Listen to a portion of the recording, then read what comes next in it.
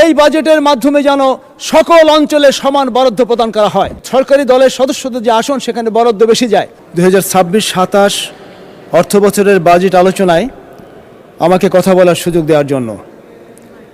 মাননীয় স্পিকার, বৈষম্যহীন বাংলাদেশ গড়ার স্বপ্ন নিয়েই জুলাই বিপ্লবের সূচনা হয়েছিল। বিপ্লবোত্তর এই মহান জাতীয় সংসদে আমাদের উপর জাতীয় বাজেট তৈরির দায়িত্ব অর্পিত হয়েছে। মাননীয় অর্থমন্ত্রী যথারীতি বাজেট উপস্থাপন করেছেন, কিন্তু বৈষম্যহীনভাবে এই বাজেট কিভাবে বাস্তবায়ন করা যাবে এ ব্যাপারে কোনো রোডম্যাপ আমরা সুস্পষ্টভাবে লক্ষ্য করিনি। মাননীয় স্পিকার, আমরা যদি দেখি তাহলে 2026-27 অর্থ বছরে এডিপি নির্ধারণ করা হয়েছে 3 লক্ষ কোটি টাকা। এই এডিপি বাস্তবায়নের ক্ষেত্রে আমরা 3 ধরনের বৈষম্য দেখতে পাই। 1, আঞ্চলিক বৈষম্য; 2, রাজনৈতিক বৈষম্য; 3, পদ্ধতিগত বৈষম্য। আঞ্চলিক বৈষম্য হলো বিভিন্ন সরকার কিংবা সব সরকারের আমলে বাংলাদেশের বিশেষ কিছু অঞ্চল অতিরিক্ত সুবিধা পেয়ে থাকে, উন্নয়নের বরাদ্দ সেই দিকেই বেশি যায়।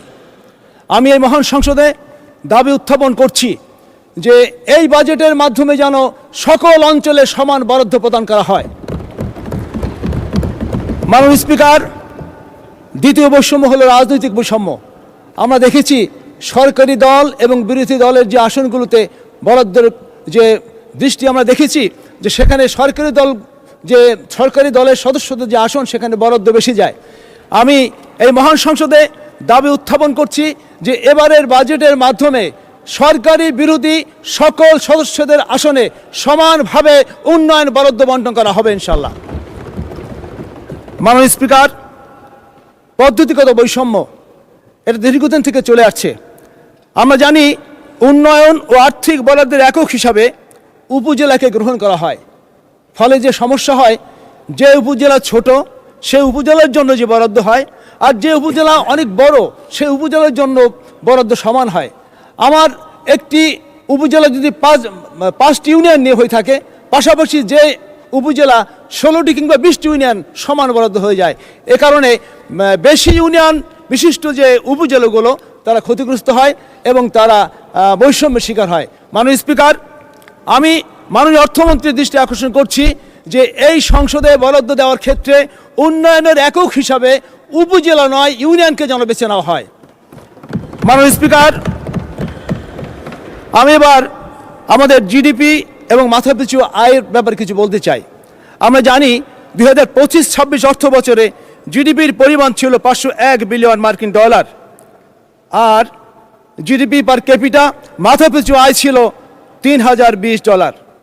মাননীয় স্পিকার, মাথাপিছু আয় একটি কাল্পনিক বন্টনের নাম। জাতির সকল উপার্জন এস আলম এবং সালমান এফ রহমানদের দখলে রেখে আপনার, আমার এবং 20 কোটি মানুষের মাথায় কাল্পনিক বন্টন, এটা একটি প্রহসনের নাম। সুতরাং এই প্রহসন আমরা মেনে নিতে পারি না।